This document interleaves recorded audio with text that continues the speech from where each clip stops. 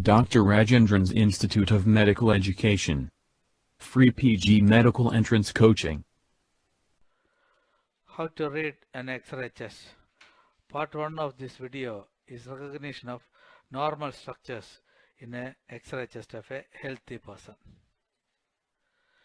The PA view is most commonly taken. In this, the patient stands facing the X-ray film plate. The X-ray tube is 72 inches behind, that is 6 feet behind.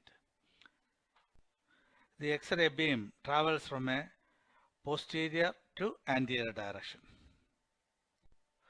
The chest X-ray should be taken with the breath held in full inspiration. This is best to detect intrapulmonary abnormalities. Full inspiration exposes more of the lung. An expiratory film may appear to be very abnormal.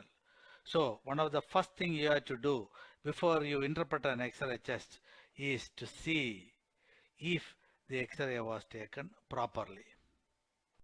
So how do you check whether it is an inspiratory or expiratory film?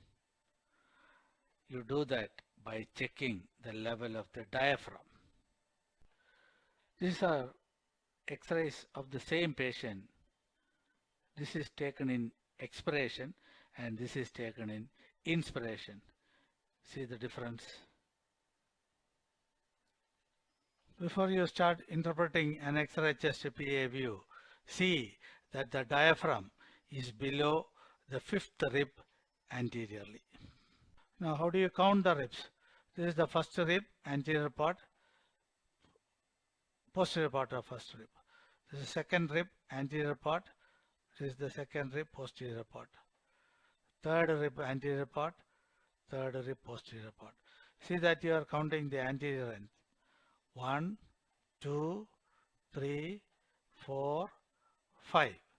See that the diaphragm is below the anterior end of the fifth rib.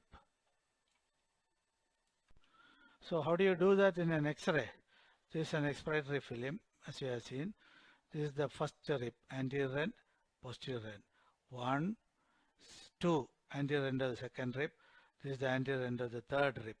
So you see the diaphragm, this is the diaphragm. The diaphragm is just below the anterior end of the third rib.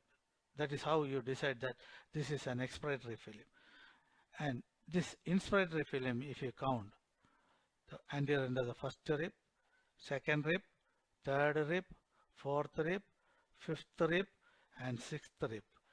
The diaphragm is just below the anterior end of the sixth rib. Now if you compare, here the lung fields are much smaller compared to this. The diaphragm is at a higher level and there seems to be, the heart shadow is also larger. There seems to be cardiomegaly. Here this is the normal heart. The second thing you have to check before reading the X-ray is penetration.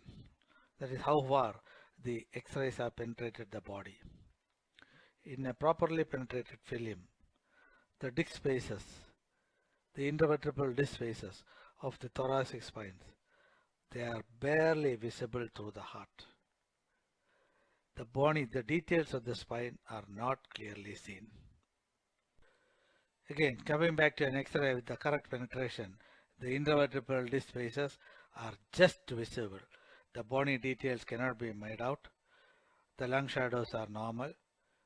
This is the descending branch of the right pulmonary artery. You can make out the bronchomuscular markings.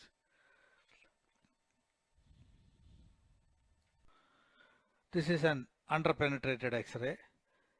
See, the intervertebral disc spaces cannot be made out at all. This is an over-penetrated X-ray. Here, the intervertebral disc spaces are clearly seen. Moreover, look at the lung shadows. They are much darker than normal. Here, the bronchovascular markings appear really prominent. So both these are not acceptable. So after checking the degree of inspiration and the level of penetration, the third thing you have to check is rotation. Normally, you should X-ray the patient flat against the film cassette. The patient chest should be flat against the film plate. If one shoulder is closer to the film plate so that the other shoulder is further away, then you see the X-ray film is rotated. How do you assess patient rotation in an X-ray? You observe the medial ends of the clavicles. They should be equidistant from the spinous process of the thoracic vertebral body. These are the clavicles.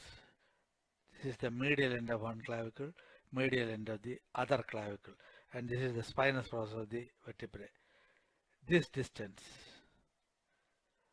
from the medial end of one clavicle to the spinous process and the medial end of the other clavicle to the spinous process. These distances should be equal. Then you conclude that the patient is properly placed and the patient is not rotated.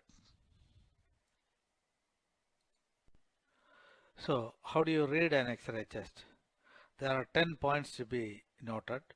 1, 2, 3, 4. You can pause the video and learn it by heart. 5, 6, 7, 8, 9, 10. In the second part of this video, I will be discussing how to evaluate each and every component of this. This will be available for premium users.